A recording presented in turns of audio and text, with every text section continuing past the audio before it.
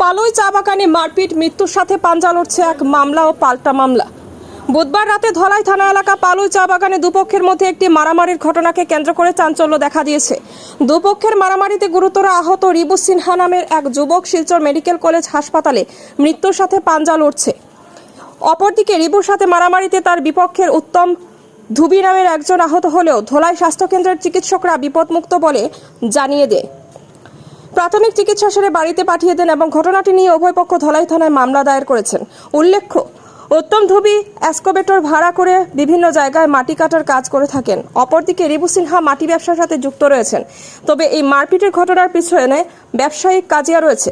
তবে রিবুর পক্ষে ধলাই থানায় মামলা দায়ের করেছেন তার স্ত্রী সুনিতা হাজরা ও উত্তম ধুবি নিজেই তার মামলা দায়ের করেছেন। উভয় পক্ষের দায়ের করা মামলার ঘটনার সময় আলাদা আলাদা থাকলেও মারপিটের ঘটনা ঘটেছে, এটাই ঠিক। সুনিতা হাজরা তার দায়ের করা মামলার তিনজনকে অভিযুক্ত করেছেন। তারা হলেন অজিত ধুবি, পাপ্পু ধুবি ও উত্তম ধুবি। অপরদিকে উত্তম ধুবি তার দায়ের করা মামলায় রিবু সিনহা সহ আরও দুজনকে অভিযুক্ত করেছেন। উত্তম ধুবি তার দায়ের করা মামলায় উল্লেখ করেছেন, বুধবার রাতে তিনি এক্সকাভেটর নিয়ে বাসখাল গ্রামের তাজউদ্দিন লস্করের বাড়িতে খনন কাজ চালাচ্ছিলেন। রাত আনুমানিক 9:30টায় রিবু সিনহা একটি ন্যানো গাড়ি নিয়ে সেখানে উপস্থিত হয় এবং উত্তমকে গাড়িতে বসতে অনুরোধ করে। উত্তম ধুবি রিবুর গাড়িতে উঠে দেখেতে ভিতরে আরও দুজন লোক রয়েছে। রিবু গাড়ি করে উত্তমকে নিয়ে বেশ কিছু দূর গাড়ি বন্ধ করে টাকা দিতে বলে উত্তম টাকা দিতে অস্বীকার করলে তাকে গাড়ি থেকে নামিয়ে বেধড়ক মারপিট করে। সে সময় রিবু ও তার দুই সঙ্গীর সাথে ধারালো অস্ত্র থাকলেও তারা সেগুলো দিয়ে আক্রমণ না করে রাস্তায় পড়ে থাকা পাথর দিয়ে মারধর করে তার সাথে থাকা এক্সকাভেটর ভাড়া, তেল খরচা বাবদ মজুদ রাখা 60,200 টাকা ছিনিয়ে নিয়ে যায়। এদিনই রাতে উত্তম ধুবি ধলাই থানায় পৌঁছলে পুলিশ তাকে হাসপাতালে নিয়ে যায়। তবে উত্তমের অবস্থা সংকটজনক না থাকায় চিকিৎসকরা তাকে বাড়িতে পাঠিয়ে দেন। অন্যদিকে সুনিতা হাজরা তার দায়ের করা মামলায় উল্লেখ রয়েছে, তার স্বামী রিবু সিনহা বুধবার রাত 8:30টার সময় বাড়িতে ছিলেন। সে সময় অজিত ধুবি রিবু সিনহাকে বাড়ির বাহির থেকে গেট থেকে ডেকে নিয়ে যায়। কিছুক্ষণ হাল্লা চিৎকার শুনে রিবুকে খুঁজতে বেরোলে পালুই চা বাগিচার ব্রিজের কাছে অচেতন অবস্থায় পড়ে থাকতে দেখেন। অপরদিকে হাল্লা চিৎকার শুনে স্থানীয় লোকজন জড়ো হলে 108 অ্যাম্বুলেন্স ডেকে রিবু সিনহাকে তড়িঘড়ি শিলচর মেডিকেল কলেজ হাসপাতালে পাঠিয়ে দেন। বর্তমানে রিবু সিনহা মৃত্যুর সাথে পাঞ্জা লড়ছে। তবে উত্তম স্বীকার করেছে যে তাকে মারধর করে আসার পর রিবুকে পালুই চা বাগানে ঘোরাঘুরি করতে দেখে নিজেকে সামনে রাখতে পারেনি, তাই তিনিও রিবুকে কয়েক ঘা দিয়েছেন। এতে রিবু এতখানি আহত হয়নি যে তাকে মেডিকেলে ভর্তি হতে হবে। তাহলে কি রিবুকে মারার পেছনে অন্য কোনো কেউ রয়েছে? তা নিয়ে পালুই চা বাগানে চাঞ্চল্য বিরাজ করছে বর্তমানে। নিউজ ডেস্ক রিপোর্ট, শিলচর সংবাদ। বুধবার রাত্রে 9টা 9:30 ভিতরে আমি এখানেও তাজু কাকুর বাড়ির জেসিবি লিয়া কাজ করতে আসলাম। আমরা 5 জন আসলাম, মেস্তর মালিক, গড়ের মালিক। তাই আমরা সুপারি দিছুন। এই সময় আইসে রিবু সিং আইয়া ন্যানো গাড়ি একটা লইয়া আইসে। আইয়া ভাই তুমি শুনিয়া যে আমরা কইছে আমরা তাজু কাকুর বউয়ে সুপারি দিতে আসলাম। কাকি একটু পরে খাইমু রাখো, রিবু কিতা কর শুনিলাই। রিবুর সামনে গেছি, তো আমার কইছে ভাই তুমি তোর গাড়ি দিব, এটা আমরা টিপ পাইছি মাতিলাই। আমি বললাম ঠিক আছে, তার গাড়িতে আমি যা বইছি। বোয়ার পরে আমার তারাও বাসখাল কালীবাড়ির সামনে লইয়া গেছে। লইয়া যাইয়া আমার এখানে কর তুমি আমার 2 দিনের টাকা দে, 2 দিন তুমি জেসিবি দিয়া কাজ করছত, আমার পয়সা দিলা। আমি কইছি ভাই আমি করছি না, আজকে জেসিবি আইছে, হ্যাঁ মানে না মানে আমার মাথার চোদ কইয়া বসকিন দিয়ে মারা শুরু করে দিছে তারা 3 জনে মিলিয়া। মারার পরে আমার 60,200 টাকা আসলো তারা নিচে গিয়া। যে সময় আমি এখানে চিল্লাচিল্লি করছি, এই সময় কালু কাকু আর তার ভাতিজা আর তার ছেলে আর আমরা হিন্দুস্তানি মানুষ আরও একটা আসলো। তারা দৌড়াদৌড়ি করে টর্চ লইয়া আইছে, তারা আমার ছাড়িয়া গাড়ি লইয়া বাগি গেছে। পরে বালির মালিক আমি ফোন করছি যে দাদা আমার রিবু মারিয়া যার গিয়া তে গিয়া গাড়ির মালিক বালুর মালিকে আর আমরা মেস্তর বেটা আসলা, তাজু কাকু আসলা, তারা দৌড়িয়ে আমার গিয়া আনছই। আনার পরে আমি আমার বাড়িতে ফোন করছি।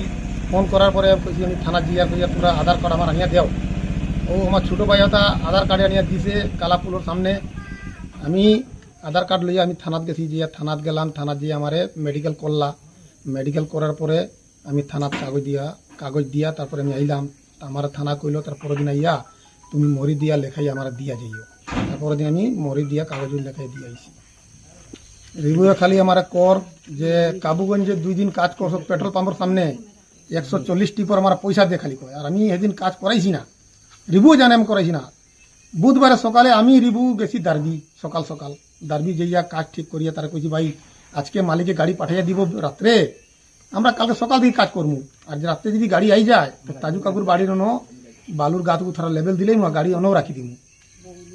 আর তারপরের দিন আমরা যে দাঁড়বি কাজ করবো কইছে হয় মত ওই যে তার লগে দুজন নেনো গাড়ি লইয়া আইসলো, তার লগে রিবু আইয়া আমার বিকালে আইয়া কর বাই চল আমি কাজ পাইছি কই আমারে ধোকা দিয়ে উঠে দিছে। কেন রিবু তো আমার লগে কাজ করে, আমি তো মনে করছি রিবু আমার উপরে এটা করতো না। আচ্ছা রিবু যে এরকম করবো কই আমি তো জানি না।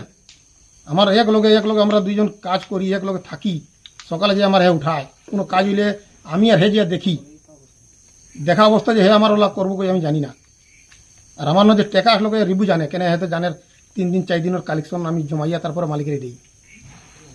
এই জিনিসটা রিবুয়ে জানে, তার লগের ওটা বোঝা যার তারা কইছে ওটা লিগে আমার ইয়া এটা কষে তারা মিলিয়া।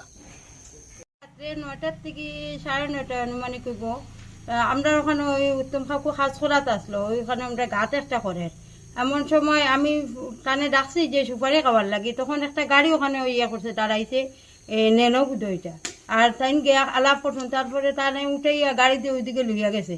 আর পরে গিয়া আমরা সবে শুনছি যে ওখানে মারামারি হয়েছে ফুটিখালের ইয়ের ওখানে। পরে ওখান থেকেও আমরা মালিক উঠেও গেছে না গাড়ি দিয়ে গিয়া টানে উঠে আনছি যে ওরকম কাণ্ড ওটা নাই না। মানুষ তো দেশে কারণ তারা কারোর ভিতরে আর তাই ওখান থেকে যে গিয়া গল্প করতে দেশে পরে উঠেছেন আমার কাছে কাকি পরে ইয়া গাইয়াছি বাড়ি হয়ে গেছেন গিয়া চলে তো তখন তাই জেসিপি লইয়া জেসিপি সারা রাত আমার বাইরে আসলো। গাড়িটা নেন বুধ টিয়া কালার ওরকম রঙ আসলো। আর তো তারাও আসলা কাজে ওখানে সব মালিকও আসলা।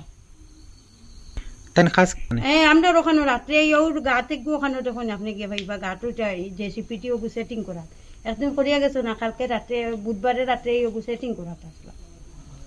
তারা তো রাস্তা আসলো ঘটনা আমরা অনেক কাজও আসলাম এদিন বুধবার রাত্রে 9টার সময়। তারপরে এখান থেকে একটা গাড়ি আইছে নেনো গাড়ি টিয়া কালারের গাড়িটা আইয়া উত্তমদা আসলা, উত্তমদা কাজ করতে তো দিয়া ও জিসিপি ওগু দিয়া। তারপরে অন্তাকে তারা ডাকে নেওয়া হয়েছে রাস্তার মাঝে, ডাকে নিয়ে তারা গাড়ি তুটাইয়া ওদিকে নিলা। তোরা একটু পরে ফোন আইছে কিছু তার মারপিট করছে নিয়ে মানুষে, দুজনও চিনি না আমি। একজন লগে আসলাম মনে হয় রেবুদা মনে আসলা, রেবুদা মনে হয় তারা ঢাকাটাকে করছেন উত্তমদারে। তারপরে আমরা আসলাম অন্তাকে, এরপরে ফোন আইছে উত্তমদা ফোন করছেন আমরা রে বলি আমরা আমার মারছেন মারিয়া সারিয়ানো গেছে তারা। এরপরে আমরা তাদের হন্তায় গিয়ে আনছি গাড়ি দিয়ে। আমার নাম ফরিজুল রহমান বড় ভাইয়া। বুধবার রাত 9টার সময় ওইখানেও আমরা হাল্লা চিৎকার শুনছি যে একজন মানুষরে কয়েকজন মানুষে মানে মারি ফেলাই দিত। তখন আমরা হাল্লা চিৎকার শুনিয়া দৌড়িয়ে আইছি। আমরা আইতে তারা ফালাইয়া বাগছে। এর বাদে আমরা পরে জায়গাতে ইয়া দেখছি যে আমরা এই মানুষটা ফালোই। তখন ও মানুষে তার ফোন করিয়া তার মানুষ লইয়া আইসুন আইয়া লইয়া গেছেন। কিন্তু যে পার্টি মারছি পার্টি কেরোর আমরা জানি না, প্লাস দেখছি আমরা আইতে তারা গাড়ি লইয়া বাগছে ওর হয়েছে।